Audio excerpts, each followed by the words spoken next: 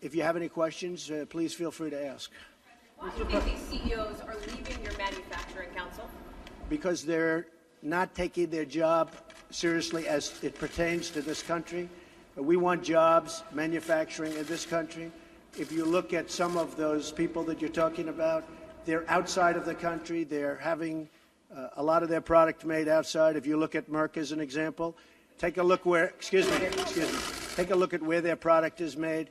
It's made outside of our country. We want products made in the country. Now, I have to tell you, some of the folks that will leave, they're leaving out of embarrassment because they make their products outside. And I've been lecturing them, including the gentleman that you're referring to, about you have to bring it back to this country. You can't do it necessarily in Ireland and all of these other places. You have to bring this work back to this country.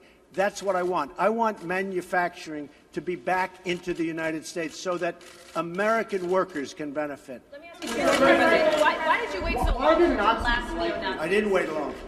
I didn't wait long. I didn't wait long. I wanted to make sure, unlike most politicians, that what I said was correct, not make a quick statement. The statement I made on Saturday, the first statement, was a fine statement, but you don't make statements that direct unless you know the fact. It takes a little while to get the facts. You still don't know the facts. And it's a very, very important process to me, and it's a very important statement. So I don't want to go quickly and just make a statement for the sake of making a political statement. I want to know the facts. If you go back to my, in fact, I brought it.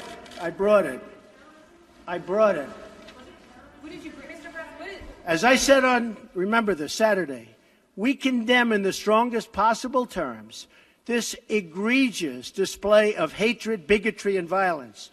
It has no place in America. And then I went on from there. Now, here's the thing. As to, excuse me, take it nice and easy. Here's the thing. When I make a statement, I like to be correct. I want the facts. This event just happened. In fact, a lot of the event didn't even happen yet as we were speaking. This event just happened.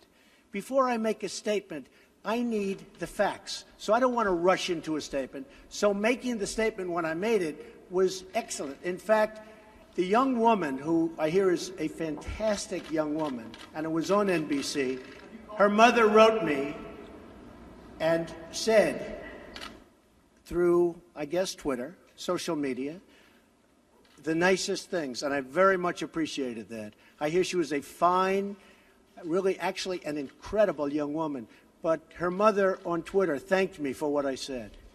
And honestly, if the press were not fake, and if it was honest, the press would have said what I said was very nice. But unlike you and unlike the media, before I make a statement, I like to know the facts. They don't. How about a couple of infrastructure questions? Was that terrorism? Say it. What? The CEO of Walmart said you missed a critical opportunity to help bring the country together. Did you? Not at all. I think the country, look, you take a look. I've created over 1 million jobs since I'm president. The country is booming. The stock market is setting records. We have the highest employment numbers we've ever had in the history of our country. We're doing record business. We have the highest levels of enthusiasm. So the head of Walmart, who I know, who's a very nice guy, was making a political statement. I mean, ask him how he's doing. I do it the same way, and you know why? Because I want to make sure, when I make a statement, that the statement is correct. And there was no way of making a correct statement that early. I had to see the facts, unlike a lot of reporters. I didn't know David Duke was there. I wanted to see the facts. And the facts, as they started coming out, were very well stated. In fact, everybody said his statement was beautiful. If he would have made it sooner, that would have been good. I couldn't have made it sooner because I didn't know all of the facts. Frankly, people still don't know all of the facts. It was very important, excuse me. It was very important to me to get the facts out and correctly. Because if I would have made a fast statement, and the first statement was made without knowing much other than what we were seeing, The second statement was made after, with knowledge, with great knowledge. There's still things, excuse me, there's still things that people don't know. I want to make a statement with knowledge. I wanted to know the facts. Okay.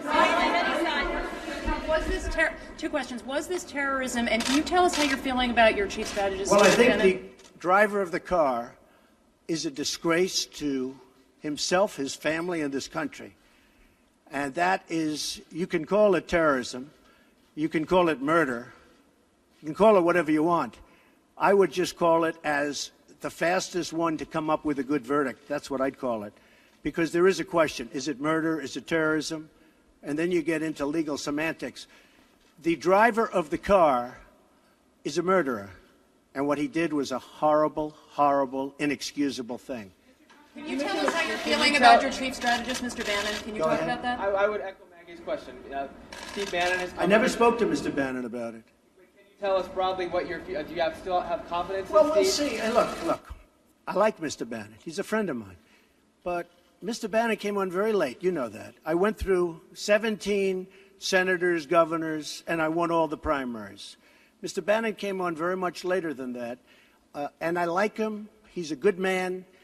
He is not a racist, I can tell you that. He's a good person. He actually gets a very unfair press in that regard. But we'll see what happens with Mr. Bannon. But he's a good person, and I think the press treats him, frankly, very unfairly. Do you have confidence that Senator McCain has called on you to defend your National Security Advisor, H.R. McMaster, against I've some of already these done attacks? it. I did it the last time. And he called on it again, linking this Senator McCain? to the alt-right. And Senator saying McCain, you mean the one who voted against Obamacare? And he said Who that is Senator? You mean Senator McCain who voted against us getting good health care? McCain said that the alt-right is behind these attacks, and he linked that same group to those who perpetrated the attack in Charlottesville. Well, I don't know. I can't tell you. I'm sure Senator McCain must know what he's talking about. But when you say the alt-right, define alt-right to me. You define it. Go ahead. Well, I'm saying, define it for me. Come on, let's go. Define Senator it for me. McCain defined them as the same group. Okay, what about the alt-left that came charging at him? Excuse me. What about the alt-left that came charging at the, as you say, the alt-right? Do they have any semblance of guilt? This is Senator McCain's statement. Let me ask you this. What about the fact they came charging with clubs in their hands, swinging clubs? Do they have any problem? I think they do. So, as far as I'm concerned, that was a horrible, horrible day. Wait a minute. I'm not finished. I'm not finished, fake news. That was a horrible day. I will tell you something. I watched those very closely, much more closely than you people watched it. And you have you had a group on one side that was bad, and you had a group on the other side that was also very violent. And nobody wants to say that, but I'll say it right now. You had a group on the other side that came charging in without a permit, and they were very, very violent.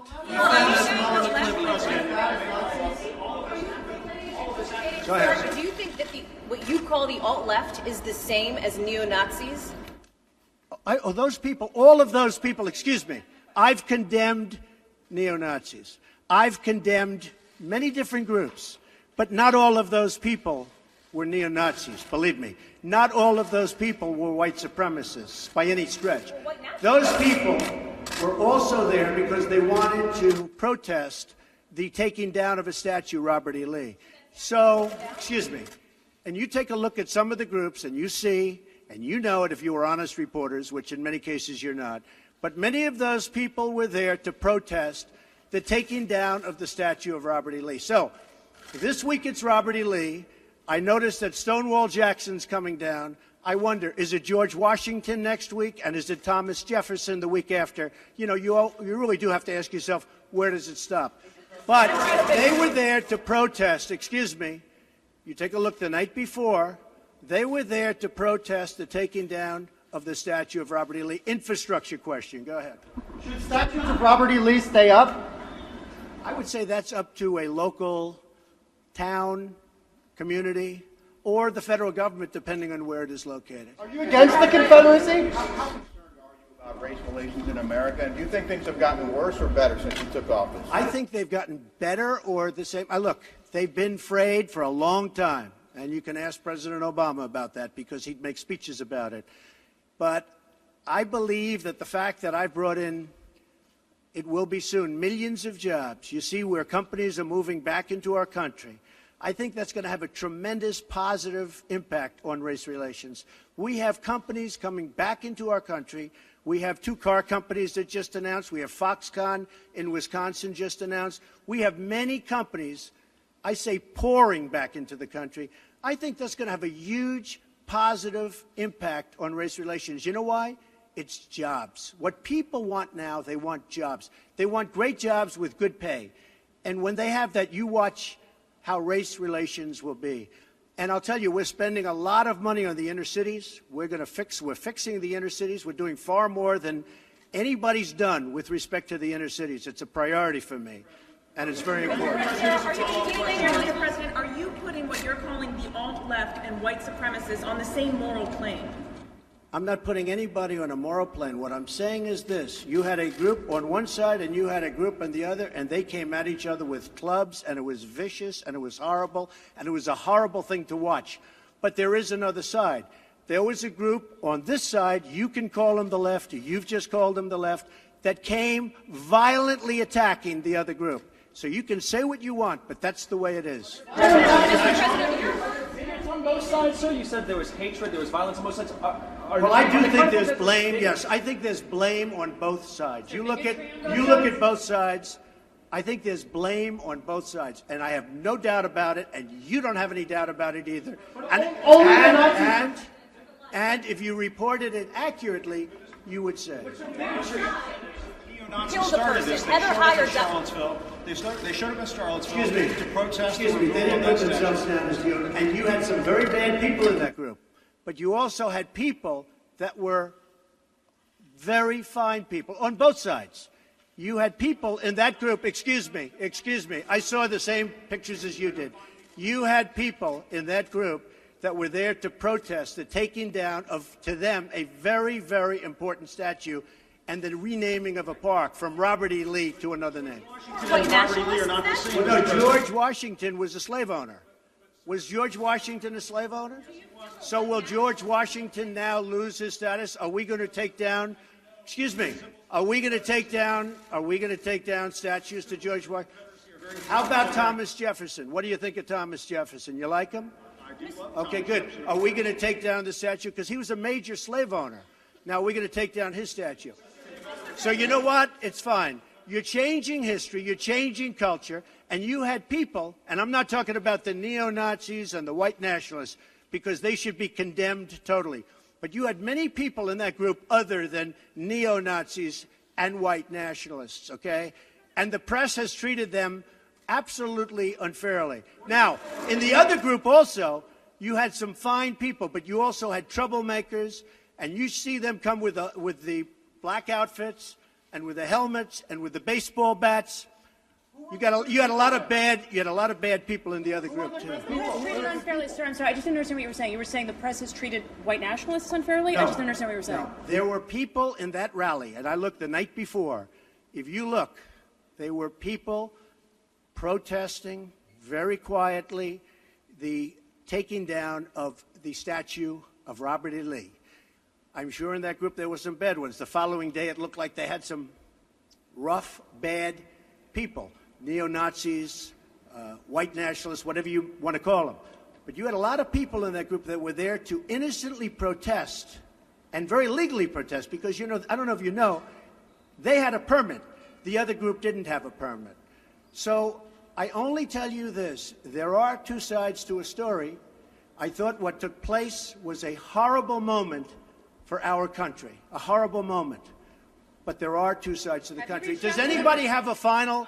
Does anybody have? You have an infrastructure. What makes you think you can get an infrastructure bill? You didn't get health care. Well, you know, I'll tell you. We came very close with health care. Unfortunately, John McCain decided to vote against it at the last minute. You'll have to ask John McCain why he did that.